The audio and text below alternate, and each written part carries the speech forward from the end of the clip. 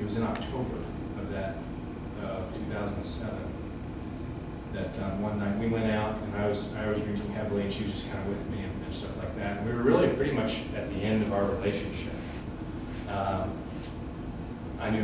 She was done with me. We got back to my apartment, and all of a sudden she had this intense pain, just all across her abdomen.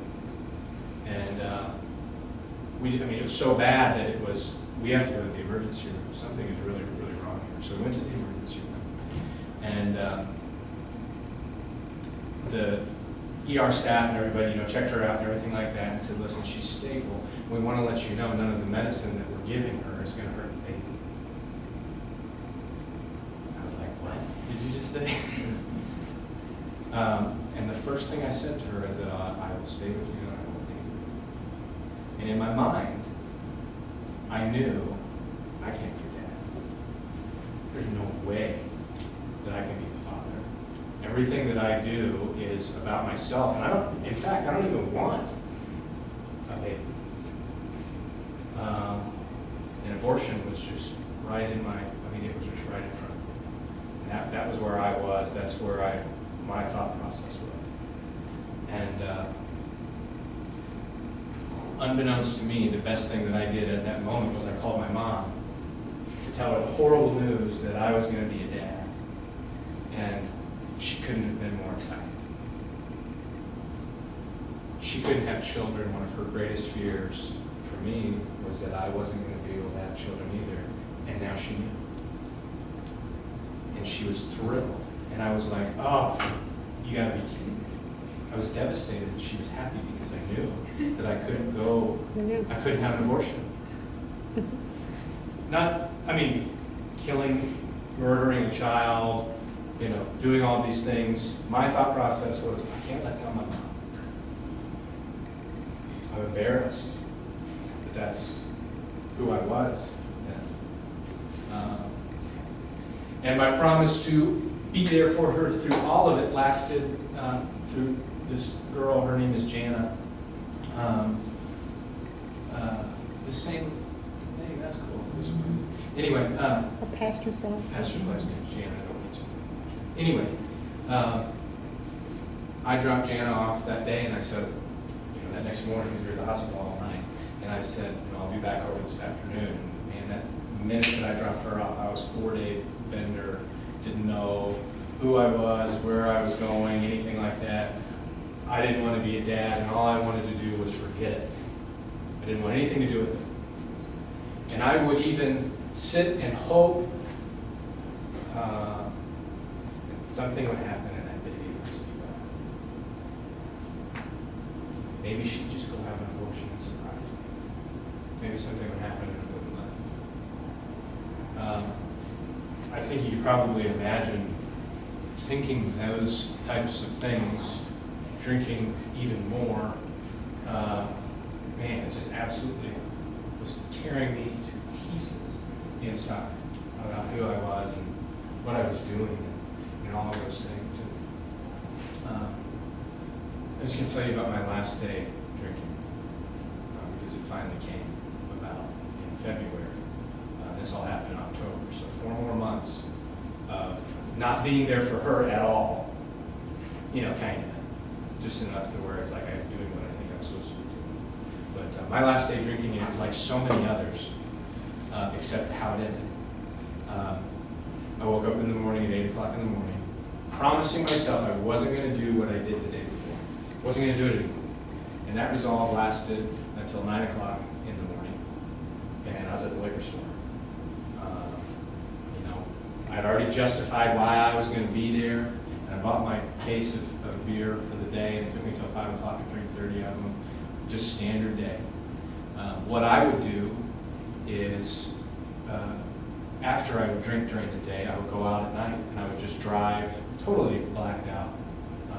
Blackouts where you would see me, and it's like, there might be something wrong with him, but he's moving, and I wouldn't have. Nobody's upstairs. I wouldn't even know what my name was. And I would drive around Kansas City in this blackout and go from bar to bar. Just, I don't know what I was looking for. was just continuation of this is where I had gotten to. And I would only know where I had been by the next morning, the credit card receipts that were in my pocket. So I'd find out what I had done the night before and how much money I had spent the next morning by figuring this out. And I just planned, I mean, I didn't plan my suicide, but I just figured that I would never planned it out like this is how it's going to happen, but I was never going to live to be 30. There was no way that waking up in the places I would wake up, I always wanted to like fight the biggest guy in the bar. I'm not very big, I'm not a good fighter at all. And you go up to that guy, and usually it's the bouncer who's kind of sober, and they'll just beat you crazy. You don't, but I was just kind of free, don't fight. You don't get beat up, you don't wake up in those places, you don't do the things that I did with the people that I associated with and live very long, so I just figured I was going to be dead anyway. So that night, like all of the others, went out, and that morning, at 3 o'clock in the morning, like always, I came to on my couch. And I say came to because I was sitting up. I wasn't asleep or laying on the floor or anything like that. I was literally sitting up. And like all the other nights, there was so much pressure on my chest of fear. I mean, literal, I could physically feel what fear felt like in my chest. I mean, I live with that every day. But this morning, not because of how I was sitting positionally, there was an intense weight on my shoulders. You are going to lose a baby. You're not going to be a provider. You're not. Where you are right now is just the tip of the iceberg of how far you're going to fall. And I got down on my knees and I just started weeping. And I've never wept before, and I've never wept since. It was different. I mean, it was like tears were coming out of my cheeks. It was crazy. And I was so angry at God. I was angry that He made me this way. See, I blamed Him. It was His fault that I was going to be a dad, that I was an alcoholic. And I wanted to scream at it, but I couldn't. I couldn't even whisper. And all of a sudden, I started remembering how I grew up, just there crying over myself, feeling sorry for myself.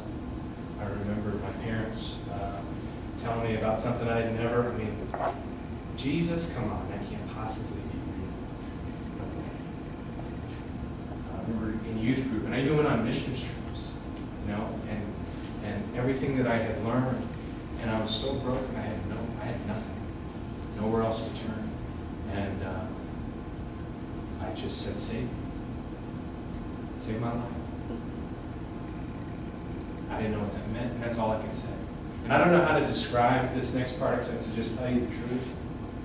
I don't want to be fantastical about this or anything like that, if that's even a word. But I heard something. Not out here, not in here, just I heard something that said, I love you. I still love you. And the next thing I did was I went to sleep. And I got the best 4 hours of sleep I had. The next morning I went to, I got up 8 o'clock in the morning like I always got up, and instead of going to the liquor store by 9, I was at my parents' house. And I happened to call Jana, because I needed to confess this immediately. I needed help, and I knew that I needed help. And she said, I said, I'm on my way to my parents. She said, good, I am too.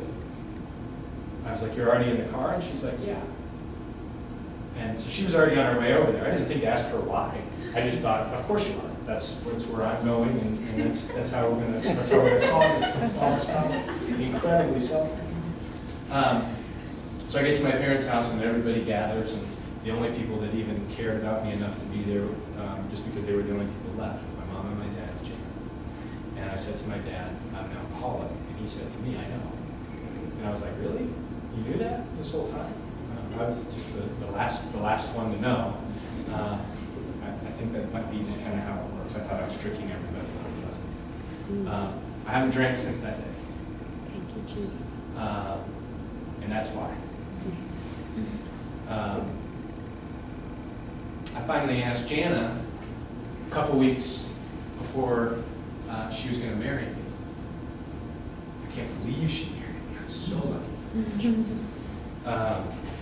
Why were you going over to my parents' house that day? And she was like, I was going to leave.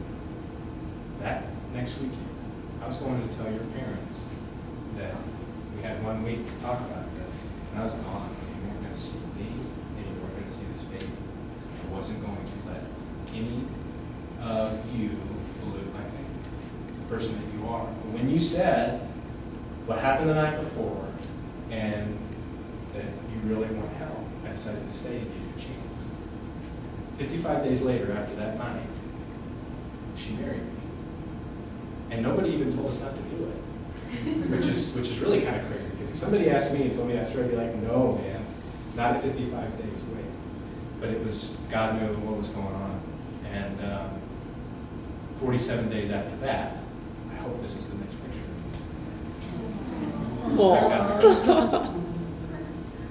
I had somebody that had my toes. I feel so sorry for her. But she died. And the second I held her, I knew all the stuff that was in my head was totally wrong, and this was right. Being adopted, I had always been pro-life. I just barely skated through. If it had been up to me, I'm so thankful that it wasn't. I wouldn't have had this, and that's really cowardly. And I love that little girl so much. She's ornery and awesome and like me, which be a bad thing, but and life just seemed just awesome.